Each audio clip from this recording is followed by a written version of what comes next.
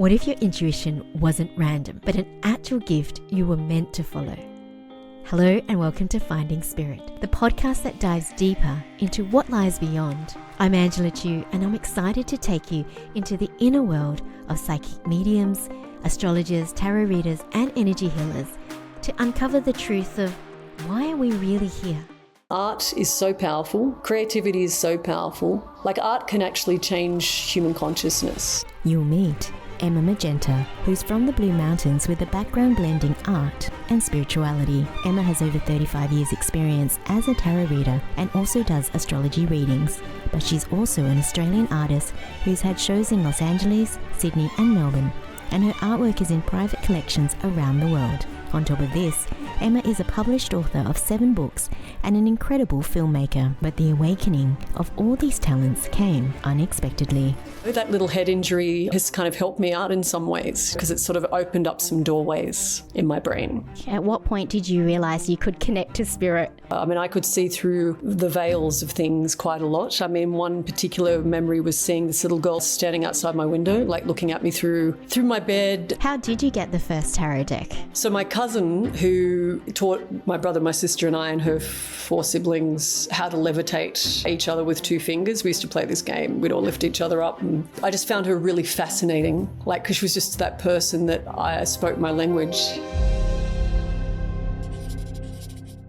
Disclaimer. The content in this podcast is for personal reflection only. It is not intended to constitute or be a substitute for professional medical advice, diagnosis, or treatment. Always seek the advice of your doctor or other qualified healthcare professionals. Emma, welcome to the podcast. Thank you, darling. Thanks for having me on here. To start with, I thought we might start at the beginning, how we connected, because I really wasn't expecting to meet you in the Blue Mountains when I went up there. I was there to take some photos of the 3 sisters because I'm a very baby, budding, emerging artist. And the Airbnb host suggested connecting with a tarot reader. And I thought, that wasn't something I was originally planning. You know, when universe gives you little signposts, the little guide bits, I thought, well, let's just roll with it. And your reading, the tarot and astrology reading you gave me was really perfect and timely. And I love how you blend the heart, the head and your spirit. And so I just wanted to touch in with you around, what was your childhood like? At what point did you realize you could connect to spirit? Well, childhood was very unusual. I knew from a very early age that I just had knowledge of things of what I would call esoteric nature, arcane knowledge, that I obviously, hadn't learnt from anyone, things that I just knew how to do. There were a couple of prime things that happened in my childhood which did, I guess, facilitate a greater expansion to those things. I was raised in quite a fundamentalist Catholic family, but that was also laced with occult phenomena that started happening around my dad's family life growing up that also came into my family and our family home, which, I could unpack later if you'd like me to. But it was essentially around the age of 9 when no one quite knows what happened, but I came home after going down to buy, the bacon for breakfast on my bike. And I didn't come back for a while. And when I came back, my whole bike was smashed in and I had serious concussion. I had retrograde amnesia for 6 weeks. I didn't know who I was, didn't know my family. When I say it took me a long time to really even grasp that when I started to get better. They don't know what happened, except that it must have been a hit and run or something. But what actually came out of that, apart from my mother's ill-fated decision to take me to see Gallipoli during that time at the movies, probably not very wise. I was 9 with a head injury. I started having spontaneous out-of-body experiences, and I didn't know what was happening because my family were quite strict with their religious thing, but I was often having things like that, but they exacerbated and got continual while I was at school. It went on for years. But what ended up happening is I also had things like suddenly I just got this obsession with drawing and writing poetry, and I couldn't stop. Like, I just went from being not that to that. And that little head injury, has kind of helped me out in some ways, because it sort of opened up some doorways in my brain. And that would have been, how was that as a young child, having those experiences out of body and, seeing things, or what were you experiencing? I mean, I used to see a lot of things, but I think kids do. Like, I do think we have this, when we're younger, we aren't filtered, or as, we don't have as much programming, lacing our minds with thoughts. So we see things as they are. I mean, I could see through the veils of things quite a lot. I mean, one particular memory was seeing this little girl standing outside my window, like looking at me through my bed, through the window at me. And she would come every so often until one day, because you're a little kid, I just went, hang on, she's not real. She can't be there because it's 6 foot drop. Like, I didn't say 6 foot, but I knew there was a big drop. How could she stand there? So the mind just starts trying to make sense of these things happening in a logic way. But I had so many of those stories. That's a whole podcast, because the house had phenomena that even my engineering brother can support. But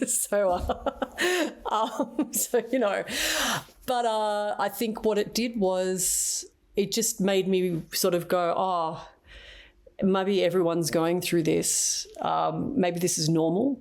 I just that it must be, but no one's talking about it. I mean, it was the 70s. No one talked about much like that. But as I got older, I realised my story wasn't very common, like to the degree of what it was. So I found it quite lonely and quite isolating. Could you talk to your parents about what you were experiencing at all? I mean, my sister, had those same issues because she had similar things going on there. She would, but my mother was quite reluctant to engage with anything that she thought was unexplainable. My father was a bit more open, but because of his childhood with having to move 27 times because of phenomena, he just sort of went more into the God path, like just let that force be there, which of course, but so there was a lot of dismissing of, and then once I got the tarot deck, well then, that was terrible. So it's kind of like, so yeah, they weren't great about that. How did you get the first tarot deck? So my cousin, who taught my brother, my sister and I and her 4 siblings how to levitate each other with 2 fingers. We used to play this game. We'd all lift each other up, and I just found her really fascinating, because she was just that person that I spoke my language. She gave me a deck a week before she was killed in a car accident, actually. And she said, I think you'd be really good at this. You should have this. So I was 18 at the time, and so unfortunately she passed away. But I looked at it. I looked at it and went, yeah, interesting. And then just sort of started teaching myself. I had been teaching myself since I was 15 how to read palms, and I was already sort of reading people's palms. That's kind of was my first. I just had that thing where I could understand them, and then worked as that for a long time, and then moved on to tarot. I didn't know about the palm reading part of it, but that's that was first. That was first. And when you got that first deck, was there something about it that drew you to exploring more? Like, how did it connect to you? What made you explore? Well, firstly, I was very close to my cousin, and to get that gift from her, and I also weirdly got a black cat the same day that she gave me the card. So I thought that was quite bizarre now thinking back. It was just her giving me that. And there was, obviously, I had a proclivity in that area. But I think when I first did my first spread, and I saw the High Priestess there, and it just felt so familiar to me. It was a Rider-Waite deck, and I read the cards and had my interpretation, and then things played out that actually matched that interpretation through the week, and I went, oh, that's really interesting. And so I just kind of got curious of like, well, what if I ask this question? What does that do? And then it just became this sort of what I would call having a friend that you could actually ask, and they would help you communicate. But really what I was doing was communicating with my own higher mind through this tool. So it became just more of this gradual kind of love, the same way someone picks up the guitar for the first time. And you're learning more as you go along and getting validation that what you're interpreting is coming true. Yeah. In terms of when you're reading it for yourself or for others, how do the messages come to you? Is it a knowing? Are you feeling? Are you seeing? How does it get? It started off as feeling. It was knowing. There's always knowing, where it's just there. It's not like my brain's going, oh, could it be this? Could it be that? It's like a drop down, like that's how I've always experienced it. But earlier on, I was incredibly visual, and often I'd get full scale images of people's scenarios, and they would play out. Of late, it's been more clairaudient. Like I actually just get actual messages. And that kind of combines with just an innate intuitive aspect. But I have a very logical mind, and it's a very tricky, because that is also a helpful thing in a tool as a reader, because sometimes you can be getting a lot of information and you have to sort of discern what it is in context with the person. So, but you also don't want it to come in at the wrong time. It's like, having the editor mind coming in before the creative path. You've got to, know your timing, right? Yeah. And I must say that was fascinating about you in the reading, is that you do have a very strong logic mind, a very strong intellect, and yet there's also this deeply spiritual part of you, which I think is a really lovely blend. Is that something you've worked to combine to have as, in balance, or is it just something that naturally that you can sort of walk two paths? I think I've always been a huge reader, like from a very early age, and I just have always been quite driven by communication. So I think my intellect is sort of like who I think I really am, but I have this other thing that keeps coming in, taking me off into like other dimensional things, right? And I'm like, oh. So in a weird way, I've just accepted that's how it is. But I would say right now I feel like I've got more balance between those two sides. But there have been times when if I'm too far down the sort of intuitive psychic aspect of oneself, it might be good for other people when I read for them, but it's not good for me, because I like, you have to be here. So it's about being what I just call myself like a bit of a liminal walker. You've got to walk between those two worlds, but you can't be too one or the other. I think it's kind of how the brain works too. We've got these two sides, but really when you develop the joining aspect, then you actually are more high functioning. And it's beautiful, able to access the logical mind when you need it, or the intuitive mind, Yeah. I think we should be able to, go in. That's why I used to draw with my opposite hand, so that my logic mind wouldn't interfere with that creative line, and it does open when you actually use the left hand, because it's got a great hand and mind are connected, is that you actually grow new neural pathways when you do that. Can you talk to us about your art side of things, your creative process? When you said it kicked in when you were younger after that injury, how did you develop it and figure out your identity within the art world? Yeah, that's a funny one, because, I think art school is useful because you do get... I went to TAFE, I went to Meadowbank, which is now like got some fancy name. It's like East Sydney Tech or something. But that was helpful, and I met great people. But really what that does is just kind of condition you a little bit to a certain path in the art world, right?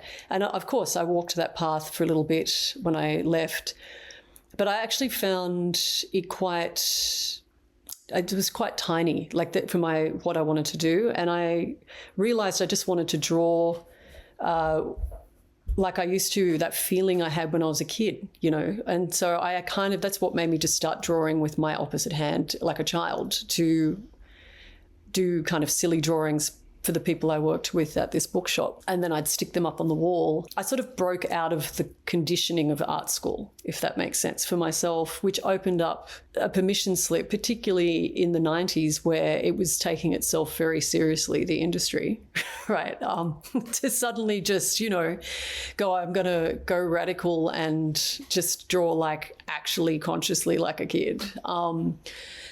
But I also put adult concepts around it. Like, it was like me having a conversation with my child self, when in fact it was actually also just me reclaiming that part of my life. And so it was born out of just wanting to entertain myself and make people around me laugh, to be honest. And it just kept going out into this thing.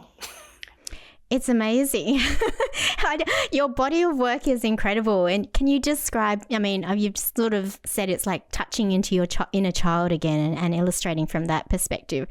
Where do the characters drop in? Are they parts of yourself that you want to heal? Is it even conscious? Like, how do they come to life? It's like, how do I get the information to read for people? It's like I must have some antenna up and they've gone, let's go there, like whatever the beings are, right? Because some of the characters I draw, like I don't go in there going, I'm going to draw this. Like, I'm going in to find out what I'm going to draw.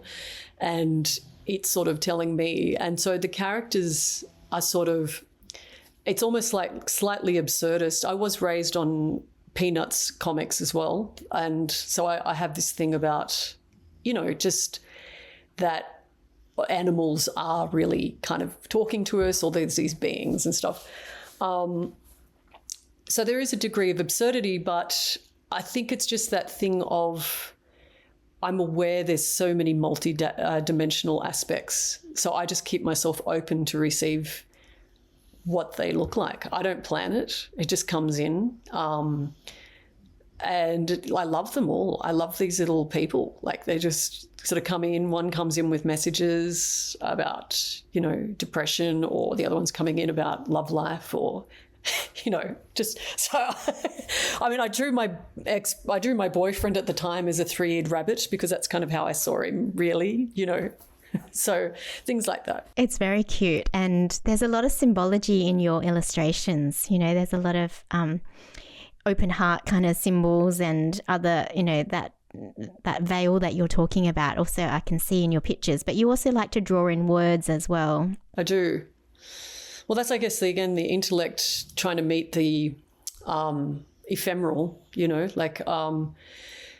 because I love language. I think language, in a lot of ways, it's been debased in this time, because language is a holy process, and each word has a vibration, and I hate that word now because it's so used in ridiculous ways, but it's really important what we say. So I feel like when I do writing with my painting, it's not like I just want to write a little catchphrase. Like, I'm actually trying to fill in the space between color and image with that vibration. Like, this piece is it's almost like the sort of the code around the painting or the drawing, So, like, for me, it's also just bringing these two realms together, because really, when they work well together, it's kind of a sign of wholeness, and the little symbols are,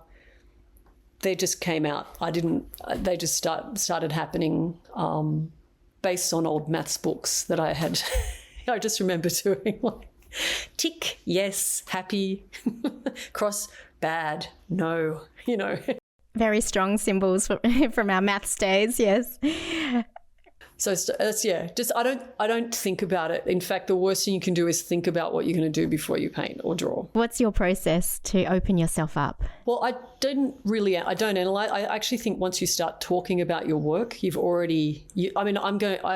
will now, because I've done many of these talks. Okay, so it's too late now. I've already started talking about my work, so it's okay. But I have noticed the more you actually analyze how you do your work, you start disconnecting from that process. Okay, and that's one of the burdens I discovered after doing a TEDx talk and things like that, where I went, now I know why I do what I do. Oh, that's really depressing. But it's also good to grow and just grow out of those things. So for me, I don't actually go into meditations because I try to live my life in that state all the time. Like, I just look at my spiritual practice as a foundation of me opening up the door and going outside. Like, when I say that, I'm not omming on the couch. I'm just constantly engaging with what I call nature around me, just being consciously aware. I don't know if it's just because that's how I am. I don't want to assume I'm up here, or anything, but I just view the world through that lens all the time. I'm a quadruple Sagittarian. Like that's, I think it's a given.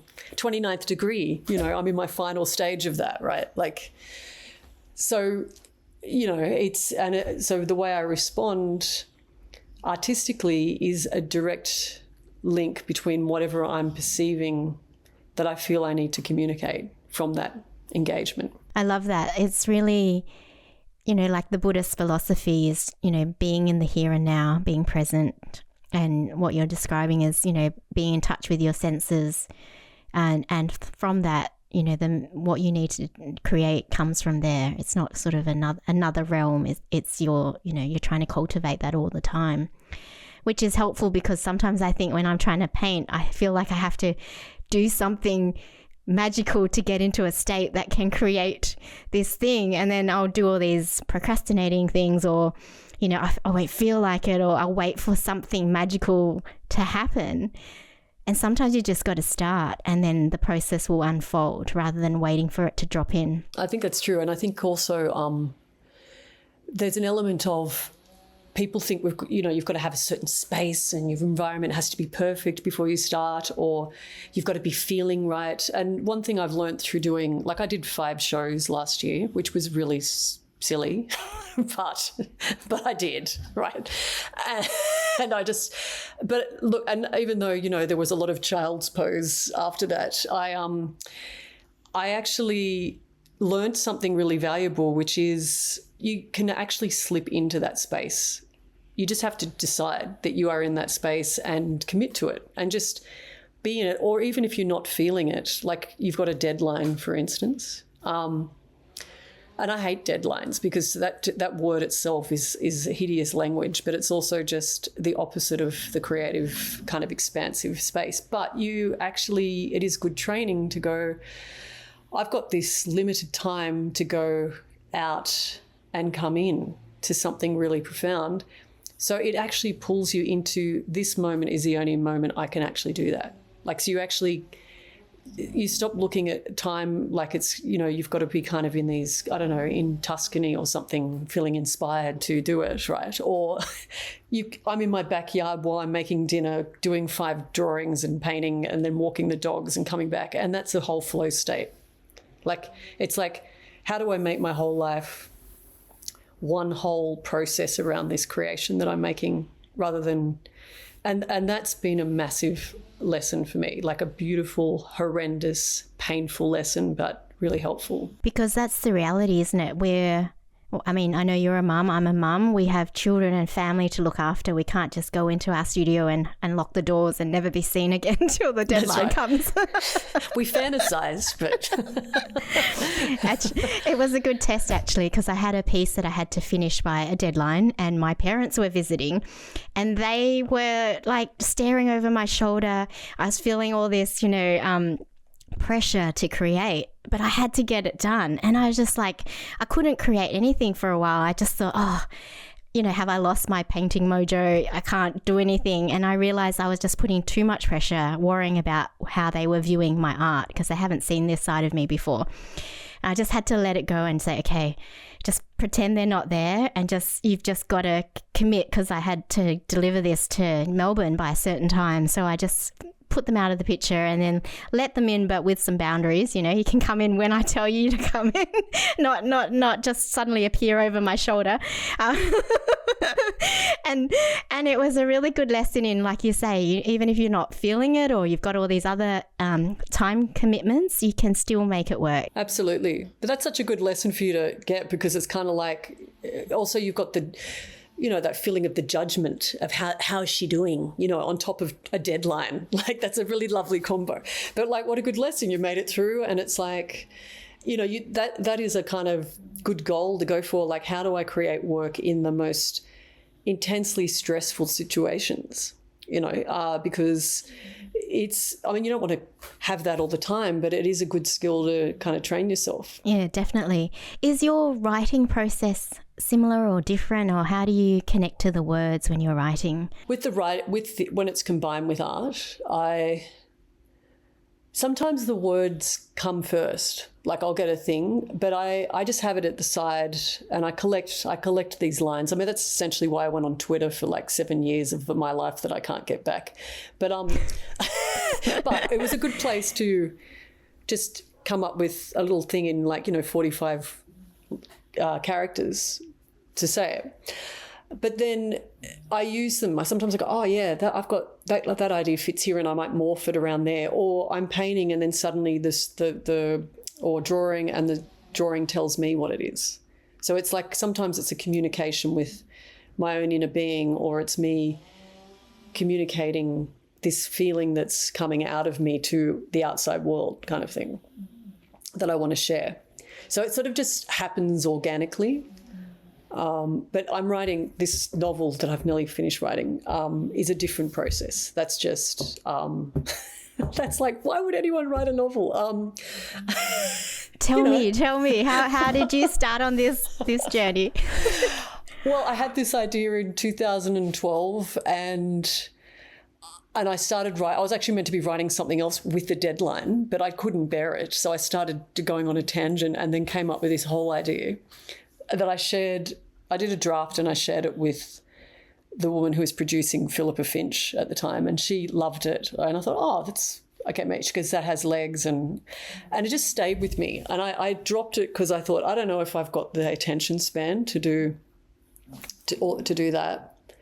And I had 2 young kids, but I picked it up in 2020 and went, no, I'm going to finish this story. I'm going to reconfigure it. And I did heaps of research through lockdown, and I am almost there, and it will be illustrated, but it's 400 pages at the moment. Oh, wow. Yeah. So I have to, and there's going to be illustration, so I have to do a bit of some serious editing, but I love the story, and I'm going to finish it regardless of what happens. I'm still going to, but it is one of the hardest things I've had to do, because it's kind of a long-term commitment. You started it in, you said 2012? That's a long time to carry that story. It just kept hanging. And I had another friend who worked at Penguin who read it, and that was the first iteration, which I now am quite ashamed that I sent it to her. But she said it still stays in her mind, the story. And I thought, oh, well, it does with me too. So there must be something in it if it's still floating around like a little ghost. So I wanted to find out what that direction was that I wanted to take it towards. So it's more or less talking a lot about what I've just shared with you about, this thing that I've had to keep quite silent about in my life, to do with phenomena, my relationship to nature, and kind of weird, I don't want to say paranormal capacities, because I don't want to make it sound like I'm sitting here with a bunch of cities or something. But, I've had a lot of weird shit happen to me. Okay. So I've got a chance to put it somewhere in a fictional capacity so people can receive it without like taking the attention off it being about my story, kind of thing. And is it a different process for you writing a novel of fiction versus art, which is almost representing different parts of yourself? Do you find it a different? It's completely different. It feels like it's more in the mind, which is never a great person to hang out all the time, for someone who likes to be in the moment, because then you're up here all the time. Apart from the physical pain of writing, because you're sitting down a lot more, I think it's just spiritually, on a spiritual level, it is one of the most challenging things, because you actually have to go into a complete relationship with spirit to receive, even if you don't believe in spirit and you just think it's you, I'm the author, you're actually receiving. You're becoming a vessel. You might have an idea, but you're in relationship with what I would call the collective chi field, or the primal, like what people would probably call the Akashic records, but it's just the information chi in the world. And you're waiting or having to find all these different ways to bring down this information for your story. And there's a whole process like with that. Like you can sit at your computer and write terrible stuff for about half a day, but that within that there will be like some, oh, that's what I was trying to say in that. You know, so it's not like painting where you go, you know, it's just a different, it's brutal. Do you think it's because you're a harsher critic with words than you are with art? Yes.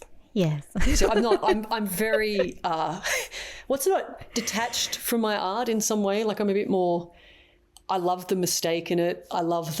I turn the mistake into something new. But with writing, if I see a typo in something, or if I've sent something with a spelling mistake because I've done a typo, I'm like, you know, so obviously clearly I have some issues around that side where I go, obviously my vanity is stimulated by error when it comes to writing.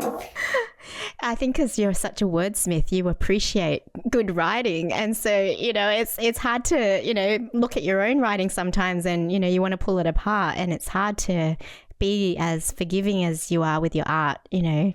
I think so. Just paint, Emma, for God's sake. Give yourself a break. Like just go back to where it's just nice and relaxed. And, you know, and editing's easy. Editing's the easiest thing because you actually have already got the info there and you just have to refine it and make it amazing. Whereas pulling the ideas down into a cohesive story that has plots with multiple characters is like, I don't know, like what all the different ways you like to suffer is the way I call that. So Lashings by pen strokes. Oh my God, that's a great name for a book on reasons not to write. Because the reason I'm asking is because I started a memoir. Oh, I did? Yes, that's right. I remember. I was sharing that with you during our reading, and I did find it very painful, you know, and very tumultuous, bringing up emotions. You're sort of working through your past traumas.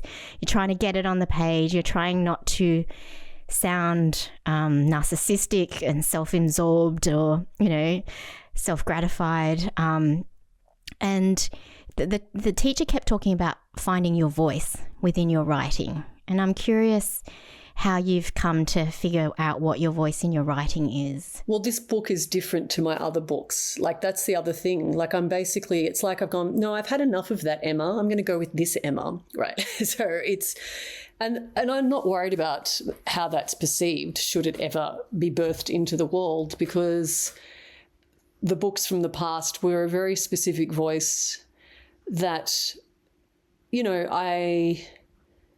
it can only tell those kind of stories, and that voice cannot tell this story. You know, it's a different part of me, and it's one that I've kept hidden my entire life. And so half of the process of this writing was coming to love that voice, and that's a rejected part. So I've learnt to just accept the voice that's coming out. And now I go, this is, of course, the voice that's going to tell this. And it doesn't matter, because this is the voice that is telling the story. Like I don't want to manufacture a voice. I wanted this story to come through in a very, what I would say, sincere way, whereas I feel like my other stuff has been a lot more about a play on words, you know, a bit of irony, a bit of, you know, tongue-in-cheek. There's not that here. I mean, it's not that it's without humour, but it's probably the raw aspect of my true being, which is, you know, everyone feels a little exposed doing that. Hugely brave of you, you know. This is you're being vulnerable. You are exposing, you know, the core of who you are through your writing. And that, I take my hat off to you. That is, it takes a lot of courage. Yeah. Well, I think that's what life's about, right? Like it's not really about whether people read it or it gets published. I mean, of course, those things are great, because then you think, well, I'm sharing this work with others. It's actually that you're choosing to do art in the face of everything in the world that wants you to be a robot. And I think that is really, you've already won. You know, you've already won whatever you thought you were going to get from any outcome. just by simply turning up to it, with your painting or my writing and my painting and, gardening even, just doing something other. I'm curious then, have you found it challenging to continue on this artistic path, with your art and your writing and filmmaking when, the traditional society would want you to have a more secure, place in the world? Rather, art is very considered to be, not as stable in some ways. I think that's a myth. I think it is actually a thing that we are told because art is so powerful, creativity is so powerful. Like art can actually change human consciousness in all its forms, music, film, TV, whatever form. So therefore, if people are given that message that you can't make your living from being an artist, then it's basically because it's so powerful, and really what artists need to do is, of course we do need to survive, but like how I started was I worked in a bookstore for 10 years. I mean, admittedly, I was pretty lucky. The bookstore I was at, it was a fantastic job. And I did endless hours so I could be an artist without worrying about how much money I was making. I traveled the world on a very low income because I think it's all about how the choices you make and the priorities that you make in your life. If you're wanting, 3 Airbnb houses on top of the job that you've got, you're going to have to and be an artist, and you want to save up for those things, your life's going to look more complex, because you're making different priorities. But if you live simply for a while, you can actually have the life you want and actually really enjoy it. So for me, making art, I didn't think about it. The first thing I did when I moved out of my parents' house was get an art studio, and then I realised, we weren't allowed to sleep there. Oh, okay, well, that's fine, but I'm still going to have my art studio, right? So, I found a place eventually, but I just thought, that's so weird. I chose just to have an art space first. That's says a lot, right? Yeah, so I think it's like that. I think to make a living, and I have had incredible times. I was able to raise my kids being a full-time writer and illustrator for many, many years. I've been given many incredible opportunities to make films and animations for TV, and I've been represented by a gallery for a while. And, but I've also worked many, many jobs around those things. I'm a full-time tarot reader, and I've worked in, galleries and different bookshops and stuff.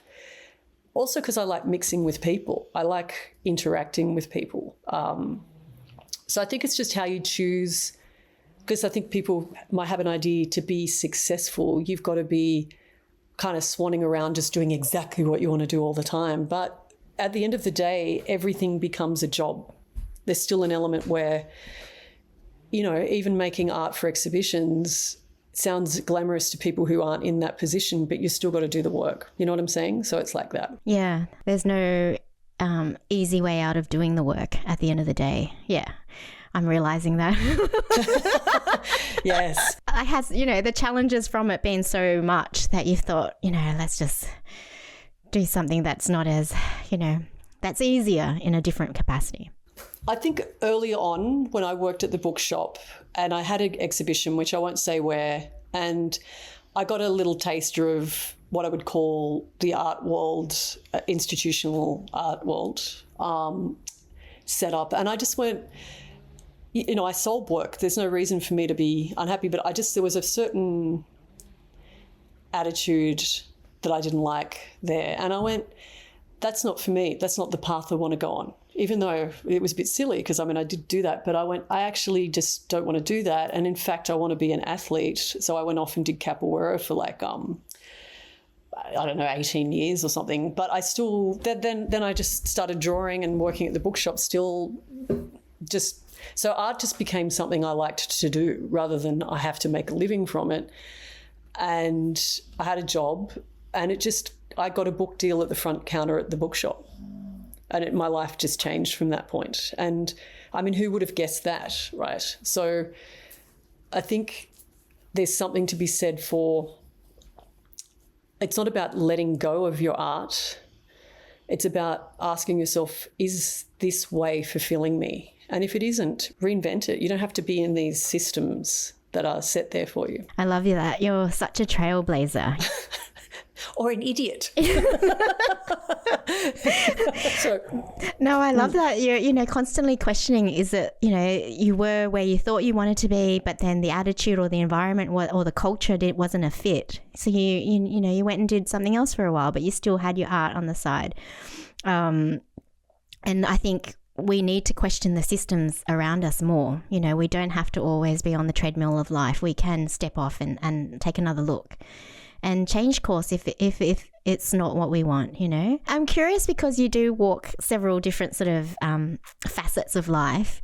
So when people who find out you're an artist and you're a writer, but then you have this other side of you that does tarot reading and astrology readings, what have people's reactions been? And well, I'm sure for, my artistic peers, except for the ones who are into esoteric things, it's like a big come down to say that I'm a tarot, because, there's a lot of what people say, it's all woo-woo. I just think it is something that I've had to hide again in my life from certain people, because you can gauge, like, people will want readings from you, but also eye roll. Like, so I've noticed there's a cognitive dissonance of people wanting, oh, so you want what I do, but you're also laughing at what I do, kind of thing. That's interesting, isn't it? Yeah. I don't care. I'm like... I think I feel the same way sometimes about this podcast, putting myself out there in the esoteric kind of world when I've come from a very science-based background. But go for it. There is depth and you can bring your own persuasion to it, For me, it's about finding how do we access all of these elements, open up our world into everyday life. We don't have to separate the spirit from the everyday practical side of life. You can incorporate both. And that's what, bringing people like yourself who do walk both paths, multiple paths, and do it really well. I love the way you balance your life with all of those aspects. Thank you, Jane. I appreciate that. And you, after hearing your story, it's just like kind of this beautiful flower opening up to just all of the things. I went, wow, what an extraordinary human being. One of the highlights of doing the work is finding out how amazing people are, and yeah, so that was a really good exchange for me too. Yeah, thank you. What would you like to see more of in the world in the space of art? Making the seeing of art a sacred act again would be wonderful. And outside of, big galleries, I just think intimate spaces, events, and actually a lot like how the artists used to do sort of in that post-World War II era or through the Second World War. They were so rich with their soul and their sharing in these sort of smaller spaces, and there were lots of different communities working on different, their own kind of ethos, their own sort of investigation. And that was so rich and diverse. And I just feel like when I look at a lot of stuff, and look, there are some very interesting things going on now. I'm starting to notice there's this independence going on of artists who once maybe never did art, exploring art. I think more people need to be doing art. I think it shouldn't be this elitist kind of concept where only a few chosen people can do it. I think people need to believe that they can do art outside of their jobs. I would love people who think they're going to stay in corporate jobs and they're unhappy in them, that they can't have a creative life. I would love them to feel that feeling of liberty. I would just sort of just want everyone to feel like they can play again. And to me, art is play. It is, whether you're painting in a serious way, it's still play and engagement with spirit through, and your version of spirit, your relationship through spirit, and how your outcome of your artwork is that relationship. And to me, it's one of the most healing things that I'm just so grateful for that in my life. I would love everyone to have that. So that's kind of it. And just people not having to feel like they've got to compromise their art to in a kind of from a monetary standpoint.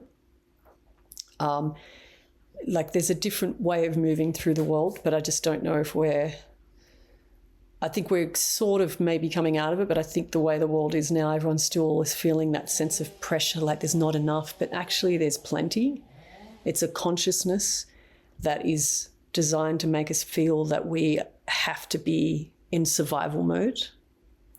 And I think more artists would appear if people step outside of survival mode or give themselves a window to say, I'm going to create a place in my life where I just feed this little voice in me and just water it, that kind of thing. That's it for me, really. I mean, I don't care what people paint or draw or build or smash for art. Like, just do something. I think the play element is a big part of it. You know, when we awaken that within ourselves, it opens up a lot of energy and spirit. I think one of the first things our teacher said with watercolor was just play with the water. How lovely. Yeah, and it was such a refreshing way to education. You know, I'm from a very didactic model, and she was like, just play. I'm like, we can play. I'm allowed. But that's so great. You've had that, though, in the background, even though you think, oh, that's actually going to be a real strength, because it's going to push you deeper and deeper into more and more spontaneity because you've had the discipline. Do you know what I mean? Yeah. Like it may seem like a burden to you, but it's actually like, it's because it's like suddenly getting water after being in the Sahara for like how many years, right? So there's two final questions, Emma, before we wrap up. What is something you'd wish you'd known earlier about spirit and the arts? I think my problem is I'm a bit Benjamin Button. I felt like I knew more then than I did now. Ah, okay. I think from having had that perspective of feeling utterly free, I really didn't worry about what people thought about my thing. I did it for all the right, I feel like now, they were all the right reasons. Until I think what it is once you look back and start analysing what you've done, or become too conscious of your identity as a person, is the biggest obstacle to your creativity. Your identity and who you think you are as an artist is going to be your biggest obstacle, I think. Like, I look around of my own life, I look around of my peers sometimes, and I think that's the problem. You just be empty. That's why I do reinvention, just to break my identity, because I could keep going certain ways. I could have kept doing, say, my earlier books, but that's not creative for me anymore, because that finished as a feeling.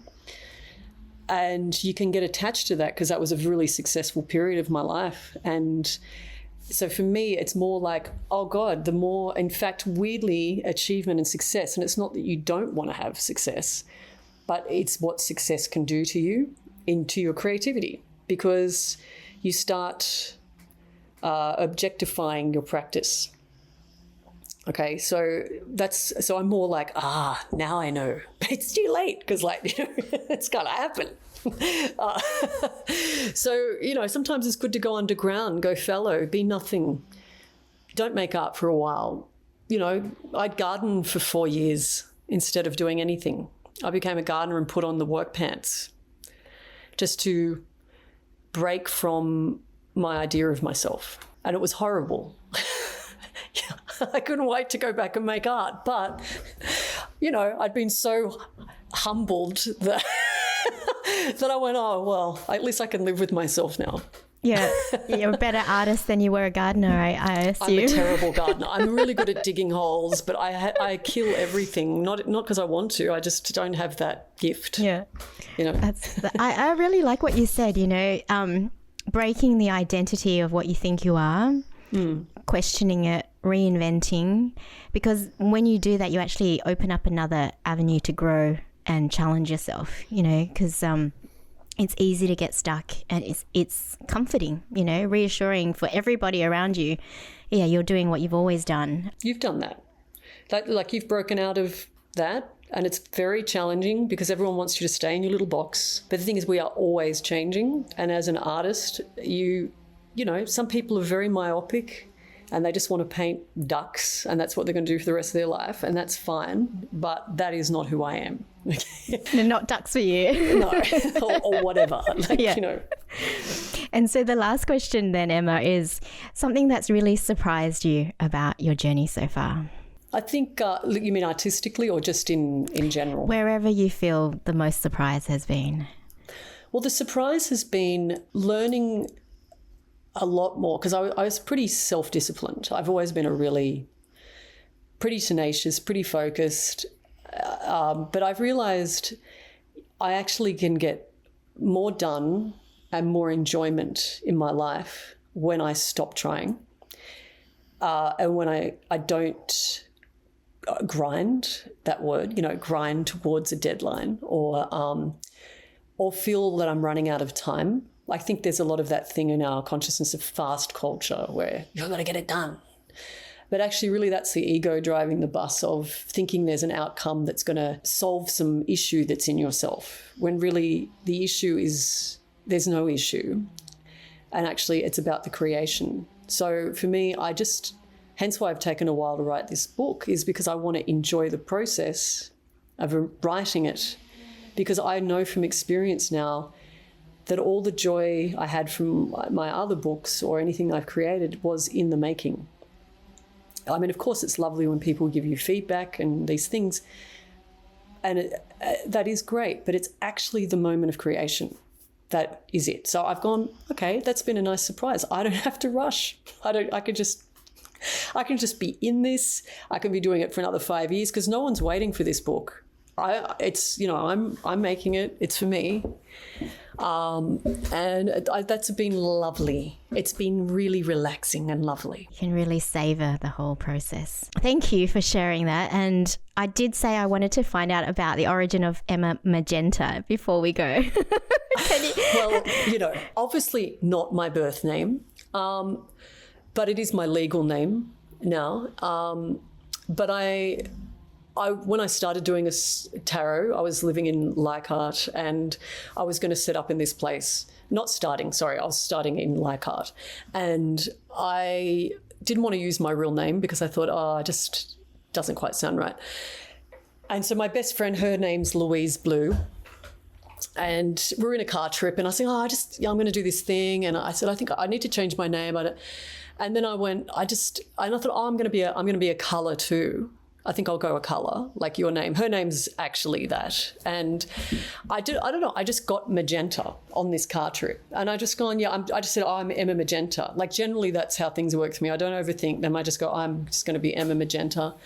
And then it just stuck. And then my boss at Berkeley started calling me Magenta, then Magents, and then everyone there. And then it just became this thing. Then I wrote books and it was on there, and I went, I better change my name, because it's actually everywhere. So it's that, really. It just was born on a road trip. I thought it was your favourite colour, or there was something about them. Yeah. I didn't think, is this my favourite? It just came to me like a colour. I just went, magenta. Okay. And yeah, it is actually now one of my favourite colours. Yes. Yeah. So I had to look up what magenta was is it the purple blue hue? Are you going It's very, very deep pink, but not like, it's that almost reddy pink. And weirdly, it's sort of played out in certain things that I've discovered, you know, when you look at sort of numerology or any kind of esoteric kind of systems, that is actually my colour. I'm going, well, there you go. Spirit gave it to you. Yeah, that's beautiful. Thank you for sharing, because I've been wondering, and I really love your name. So I was like, I need to know the origin. Well, you know, I have told some people sometimes that, you know, it's from the Great Norse region. I mean, my background is a bit Norse, so I thought it's not a lie. But, you know, I think just tell people it's clearly not my last name, right? So if people would like to connect with you, what's the best way for them to find you? Probably on Instagram. Okay. Is that the Emma Magenta _artist? Is that the one? Yes. Yeah. Okay. Yeah. So if people want to reach out for tarot readings or astrology chart readings, or look at your art and your books and your films that you've made, they could go there, and or Day Gallery have my work as well. So yeah, thank you so much for having me. It's been really lovely. Thank you, Emma. It's been a pleasure. Okay, darling. Thank you. Bye. If this conversation opened something in you, getting a good night's sleep is one of the most powerful ways to integrate and reconnect with your inner wisdom. I've created a simple sleep ritual called Drop Anchor to help you release what you're holding and settle into deep, restful sleep. You'll find the link in the show notes below. I'd also like to acknowledge the traditional custodians of the land on which this podcast was created and pay my respects to elders past and present. Thank you for listening to Finding Spirit.